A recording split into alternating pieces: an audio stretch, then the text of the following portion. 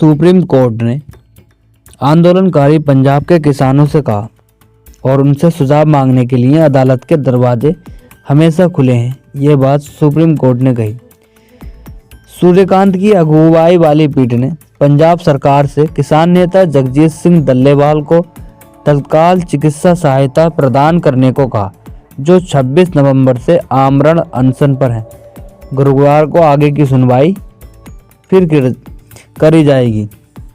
जगजीत सिंह डल्लेवाल शनिवार को खनौरी धरना स्थल पर बिस्तर रूप पर लेटे हुए किसानों को संबोधित करते हुए नजर आए। आंदोलनकारी किसानों द्वारा अदालत पर द्वारा नियुक्त उच्च अधिकार प्राप्त समिति के साथ बातचीत करने से इनकार करने पर सुप्रीम कोर्ट ने बुधवार को कहा कि समस्या के सौहार्दपूर्ण समाधान तक पहुंचने के लिए उनके सुझावों और मांगों के लिए उसके दरवाजे हमेशा खुले हैं।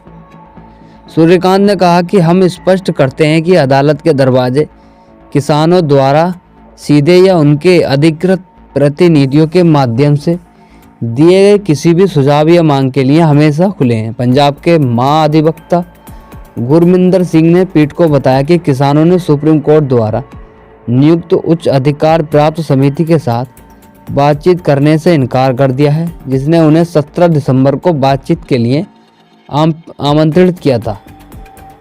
सिंह ने सुझाव दिया कि किसानों को अपनी मांगें सीधे अदालत में प्रस्तुत करने की अनुमति दी जा सकती है। पंजाब के किसान नेता जगजीत सिंह डल्लेवाल का आमरण अनशन 21वें दिन में प्रवेश कर गया।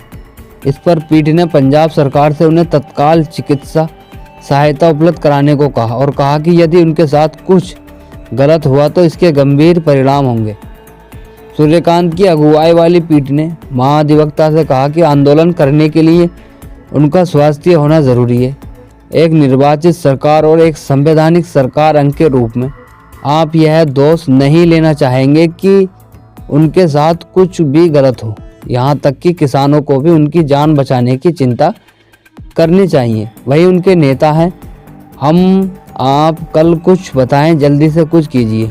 हालांकि पीठ ने कहा, हम सही तरीके से कदम उठाने और सोच समझकर काम राज्य प्राधिकारियों पर छोड़ते हैं कि डॉक्टर की सलाह के अनुसार डल्लेवाल को बिना किसी देरी के अस्पताल सहायता प्रदान की जानी चाहिए। इस मामले में समय महत्वपूर्ण है। डल्लेवाल किसानों की मांगों को स्वीकार करने के लिए दबाव बनाने के लिए 26 नवंबर से पंजाब और हरियाणा के बीच खनौरी सीमा पर आमरण अनशन पर हैं। पीठ ने कहा कि डल्लेवाल की जान बचाना प्राथमिकता होनी चाहिए और यह किसानों की मांगों को पूरा करने पर निर्भर नहीं होनी चाहिए। यह निर्देश तब आया जब पंजाब के महाधिवक्ता ने दलील दी कि शीर्ष अदालत के 13 दिसंबर के आदेश के बाद पंजाब और गृह मंत्रालय के वरिष्ठ अधिकारियों ने डल्लेवाल से मुलाकात की और सही तरीके से चर्चा की, लेकिन उन्होंने मेडिकल परीक्षण कराने से इनकार कर दिया। अटॉर्नी जनरल ने हरियाणा सरकार की याचिका पर सुनवाई के दौरान पीठ को बताया कि यूरिक एसिड को छोड़कर उनकी सभी महत्वपूर्ण चीज़ें ठीक हैं और डॉक्टरों ने कहा कि उन्हें अस्पताल में भर्ती कराना उनके हित में होगा। यह याचिका पंजाब एवं हरियाणा उच्च न्यायालय के 10 जुलाई के आदेश को चुनौती देने वाली है, जिसमें आम जनता को होने वाली असुविधा को रोकने के लिए समूह सीमा को प्रायोगिक आधार पर खोलने का आदेश दिया गया। सॉलिसिटर जनरल तुषार मेहता ने कहा कि इस समय तत्काल चिकित्सा सहायता पहली प्राथमिकता होनी चाहिए। बेंच, जिसमें जस्टिस उज्ज्वल भोयान भी शामिल थे, उन्होंने कहा, गंभीर नतीजों पर गौर करें। इसके लिए पूरी सरकारी मशीनरी को दोषी ठहराया जाएगा। बेंच ने कहा, वह डल्लेवाल एक सार्वजनिक व्यक्ति हैं, जनता के नेता हैं, वह उनके हितों का प्रतिनिधित्व करते हैं, वह कुछ भावनाएं लेकर चल रहे हैं। साथियों को दबाव भी है। राज्य पंजाब को कुछ करने की ज़रूरत है, इसमें नरमी नहीं बरती जा सकती। आपको स्थिति से निपटना होगा। सुप्रीम कोर्ट की पीठ ने कहा कि यह निर्देश पंजाब के मुख्य सचिव और राज्य के डीजीपी को दिए जाने चाहिए। पीठ ने 13 दिसंबर को पंजाब सरकार और केंद्र से यह सुनिश्चित करने के लिए तत्काल कदम उठाने को कहा था। इसी के बीच डल्लेवाल का जीवन खतरे में ना हो, इसकी भी चिंता जताई। पिछले शुक्रवार को बेंच पीठ ने कहा था कि पंजाब सरकार और भारत संघ का एक यह परम कर्तव्य है कि डल्लेवाल को अनशन तोड़ने के लिए मजबूर किए बिना उन्हें पर्याप्त दवाइयाँ और उनको चिकित्सा सहायता प्रदान करने के लिए सभी शांतिपूर्ण उपाय करें जब तक कि उनकी जान बचाना जरूरी ना हो।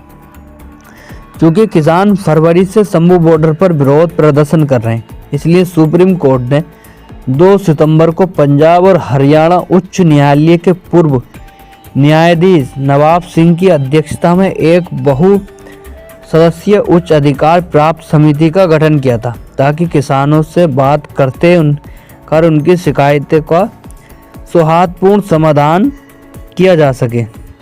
सुरक्षा बलों द्वारा रोके जाने के बाद किसान 13 फरवरी 2024 से पंजाब और हरियाणा के बीच शंभू और खनौरी सीमा में बिंदुओं पर डेरा डाले हुए हैं।